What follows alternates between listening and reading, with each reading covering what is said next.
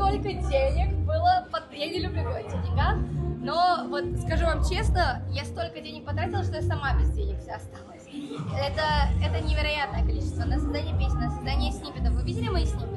Ну, то есть, это не снять за 100, за 200, 300, хотя бы 400 тысяч рублей. Это у меня еще 5 клипов после релиза будет. И плюсом там, типа, сам альбом, сама презентация, само день рождения. Это вышло мне нифиговую копеечку денег. Это был мой подарок, потому что я действительно хотела именно так начать этот год. Не скажу.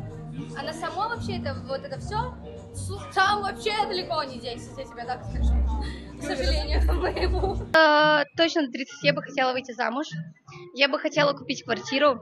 Я бы хотела купить еще несколько машин моим родителям. Я бы хотела купить еще несколько домов моим родителям, потому что они это вообще самое ценное, что у меня есть. А если в творческом плане, то это, конечно же, еще не один альбом и, естественно, полный метр на весь мир.